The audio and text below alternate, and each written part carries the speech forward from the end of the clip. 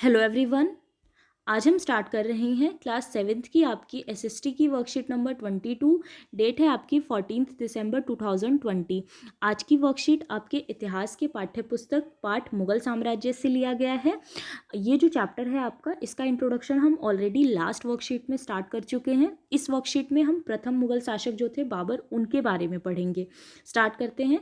प्रथम मुगल शासक बाबर, जिनका शासनकाल आपका 1526 से लेकर 1530 तक रहता है, ने जब 1494 में फरगाना राज्य का उत्तराधिकार प्राप्त किया, ये उत्तराधिकार होगा, उत्तराधिकार प्राप्त किया तो उसकी उम्र केवल 12 वर्ष की थी।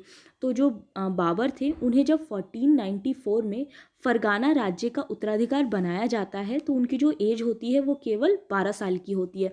फरगाना आपके उज्बेकिस्तान में था, उज्बेकिस्तान में है, सॉरी, मंगोलों की दूसरी शाखा। लेकिन क्या होता है कि उनको उत्तराधिकार तो बना दिया जाता है, लेकिन उनको बहुत सी प्रॉब्लम फेस करनी पड़ती है, क्योंकि जो मंगोलों की दूसरी शाखा थी, मंगोल जिन्हें बाद में मुगल कहा गया था, जो दूसरा ग्रुप था, उज्बेकों के आक्रमण के कारण उसे अपनी पृथक गद्दी, यानी पिता के द्वारा जो उन्हें गद्दी मिली थी, उसे छोड़नी पड़ी थी, क्योंकि वो लगातार आक्रमण कर रहे थे, परेशान कर रहे थे। इस वजह से उन्हें उज्बेकिस्तान यानी फरगाना छोड़कर जाना पड़ा था। अनेक वर्षों तक यानी कई सालों तक भटकने के बाद उसने 1504 में काबुल पर कब्जा कर लिया। उसके बाद उन्होंने कुछ लोगों की हेल्प ली और हेल्प लेने के बाद 1504 में वो काबुल के ऊपर कब्जा कर लेते हैं। उसके बाद क्या होता है कि वो दिल्ली आ जाते हैं, यानी इंडिया पर कब्जा करने आ जाते हैं। तो 1526 में दिल्ली के सुल्तान इब्राहिम लोदी को, उस टाइम पे यानी 1526 तक जो इब्राहिम लोदी थे वो थे, दिल्ली पर शासन कर रहे थे, सुल्तान थे वो। तो वो यहाँ पर शासन कर रहे थे, लेकिन उन्होंने पानीपत की लड़ाई में उन्हें हराया। जो बाबर थे वो इब्राहिम लोदी को हराते हैं पानीपत की लड़ाई में, और दिल्ली और आगरा को अपने कब्जे में कर लिया।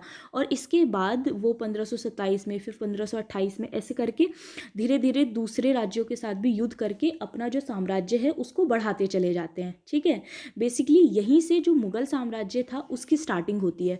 जो बाबर थे, बाबर के बाद ही आप देखेंगे कि जो मुगल डायनेस्टी की पूरी कहानी है, मुगल साम्राज्य की जो पूरी कहानी है, उसको हम एक एक करके पढ़ेंगे। ठीक है, यहाँ पर कुछ चीज़ें दी गई हैं, जैसे बाबर का 1526 से 1530 का शासनकाल बताते हुए बताया गया है कि 1526 में, जैसा कि हमने अभी देखा, पानीपत के मैदान में इब्राहिम लोदी और उसके अफगान समर्थकों को हराया था। तो सबसे पहले 1526 में बाबर एक युद्ध लड़ते हैं। किसके साथ लड़ते हैं? तो इब्राहिम लोदी के साथ लड़ते हैं और उनको हराकर दिल्ली के ऊपर कब्जा कर लेते हैं। उसके बाद वो 1527 में खानुआ में राणा सांगा थे, खानुआ एक जगह है, वहाँ पे राणा सांगा थे, राजपूत राजाओं और उनके समर्थकों को हराया धीरे धीरे, क्योंकि वो अपने साम्राज्य का विस्तार करते हुए जाते हैं। ठीक है, तो 1527 में वो राजपूतों को हरा देते हैं। फिर 1528 में चंदेरी में जो राजपूत थे, ठीक है, चंदेरी के जो राजपूत थे वो उनको भी हरा देते हैं। उसके बाद ऐसा नहीं था कि वो बहुत शक्तिशाली थे, मतलब बहुत से लोगों की हेल्प लेके वो हराते हैं। ठीक है, जो बाबर थे। उसके बाद अपनी मृत्यु से पहले दिल्ली और आगरा में मुगल नियंत्रण स्थापित किया। उसके बाद अपनी मृत्यु से पहले, यानी अपनी डेथ से पहले, वो दिल्ली में और आगरा में बहुत बड़े क्षेत्र में अपना जो मुगल नियंत्रण था उसको स्थापित कर चुके थे। ठीक है, उसके बाद यहाँ पर मुगल बादशाह बाबर के संदर्भ में कुछ रोचक तथ्य दिए गए हैं। जैसे सबसे पहले है आपका कि बाबर ने राजत्व सिद्धांत में परिवर्तन कर सुल्तान की जगह बादशाह की पदवी ली थी। तो उन्होंने ये जो राजत्व का सिद्धांत था, इसको हटा के सबसे पहले बादशाह की पदवी ली थी।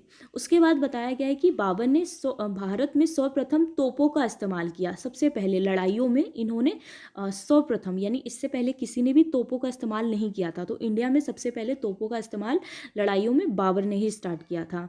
बाबर तुर्की भाषा का अच्छा जानकार था, यानी इनको तुर्की भाषा बहुत अच्छे से आती थी।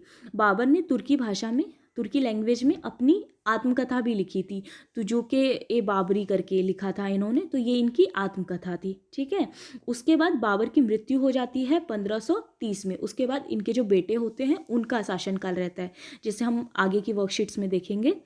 उसके बाद आपके 3 क्वेश्चन आंसर दिए गए हैं। फर्स्ट क्वेश्चन है आपका, मुगल शासक कौन थे? प्रथम मुगल शासक कौन थे? तो आंसर हो जाएगा आपका कि प्रथम मुगल शासक बाबर थे। ठीक है, क्वेश्चन सेकंड है आपका, बाबर की आत्मकथा का नाम बताइए। आंसर होगा तुजुके बाबरी। तुजुके बाबरी जो थी वो उनकी आत्मकथा थी। क्वेश्चन थर्ड है आपका, किसी एक सुल्तान शासक का नाम बताइए। आंसर हो जाएगा आपका इब्राहिम लोदी। ठीक है, क्योंकि बहुत से सुल्तान से उन्होंने लड़ाई लड़ी थी, तो आप किसी भी एक का नाम लिख सकते हैं। मैंने यहाँ पे इब्राहिम लोदी लिख दिया है। ओके।